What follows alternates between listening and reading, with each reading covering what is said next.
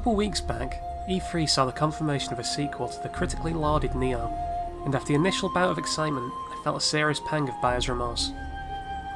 You see, I bought the original around a year ago, and yet I've only put around 5 hours worth of time into the game, but that really made so little sense to me. I always loved punishing gameplay and bombastic boss fights, so why was I not falling in love with Nioh?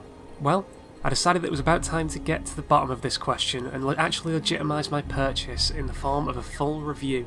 First of all, let's just get one thing out of the way. Nioh is going to be compared to Dark Souls and Bloodborne here. I know full well that games deserve to be judged by their own merit, and trust me, this game will be. But it can't be denied that this game simply wouldn't exist if not for Dark Souls. Yes, Nioh falls nicely into the newly ordained Souls-like genre, with its aggressive and difficult enemies, stamina bars, sprawling environments, and of course grandiose and challenging boss fights. Differences, however, are almost immediately apparent, as a plot is set out right in front of you instead of laced through dialogue and item description like they would in From Software's games. You play as a real-life historical figure, William Adams, albeit reimagined as a more likeable Irishman in this instance, as he travels Japan in search of mystical plot-driving MacGuffin that was stolen from him.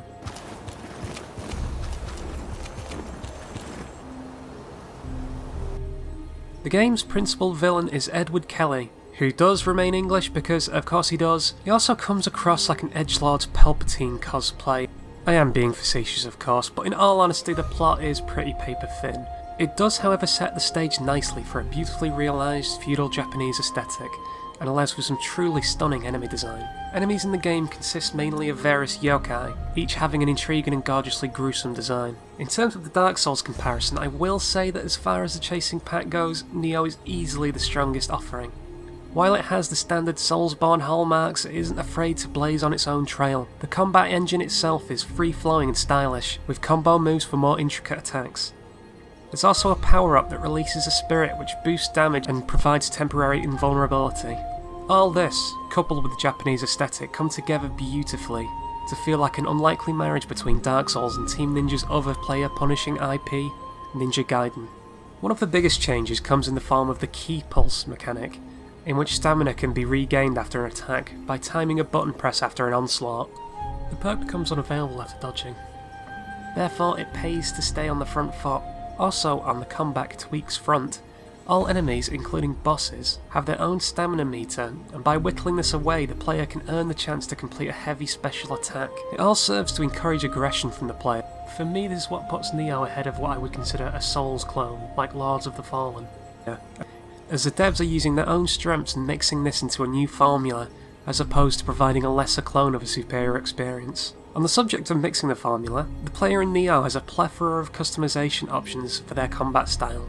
There are several base weapons like axes, two-handed and dual-wield swords, etc., but then there are also free stance options, choices for which living weapon to use, and that's not even getting into whether you want to play as a tank or lightweight. There's even an option for passive buffs, provided by small characters called Kodama, that you'll find along the way. But frankly, if you choose anything other than the option for more health drops in this case, you've chosen wrong. If you love equipment management and selecting the very best solution to every combat encounter, this may well sound like a selling point to you. But Nioh's strengths lie within its moment-to-moment gameplay, not when it's trying to be the samurai equivalent of Championship Manager.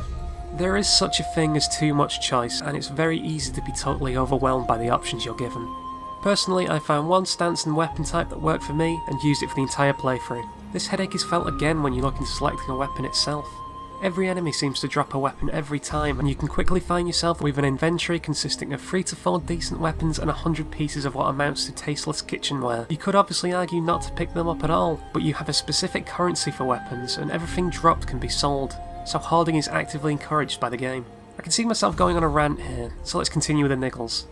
The game is level based, which is fine, but instead of creating several diverse and interesting environments, the game sends you on a tour of all the caves and fishing villages feudal Japan has to offer. Similarly, the first new folklore-inspired enemies you see are equal parts imposing and otherworldly, but by the 1000th yokai you realise that the game has long since run out of ideas. In fact, the enemy variety is so lacking that in order to translate that some enemies are tougher than others, the developer's only visual cue is that some enemies are bigger, they are the tough ones. It really takes away from any mystery the game could provide, and when you're faced with the same enemy you encountered 20 hours ago with the same moveset but a bigger health bar, The feeling of encroaching dread and vulnerability is totally gone. That's not to say that the game is easy. In fact, even your most hardened Souls veteran will find a tasty challenge here, not least within the boss fights. They are always quite interesting and visually striking, and developers go to some length making sure each encounter feels fresh, but very few are particularly memorable. In all honesty, I don't think I could name a single one. Admittedly, that's mostly because I'm from Northern England, and so as a consequence, any dialect east of Newcastle may as well be alien. But the point still remains. I do recall there being a vampire-esque geisha boss early on with a cleavage resembling two party balloons and a papoose. But this is a Team Ninja game, let's not forget, so any surprise I can level at that would be insincere. Also, with the bosses, they have a nasty habit of delivering multiple stasis effects, which require consumables to counter. And if you are paralysed with no way to remedy yourself, you may as well reload your last save, because your limbs and torso are going to land in different postcodes. You are given friendly AI at some points to assist in certain missions, and while they aren't a total liability, they aren't exactly the sharpest kitchen knife in the inventory. In one instance, my AI partner stood on top of a trap switch, staring blankly at the incoming arrows as they lodged themselves into her now bloodied face. Nothing here is a total deal breaker for me, and I wouldn't hesitate to recommend it. The atmosphere and gameplay are worth the price of entry alone, and early impressions hint towards something truly special, but seeing the rave reviews from all corners of the gaming press certainly has me confused. It's good, but the flaws steam past the point of endearment, and just become frustrating.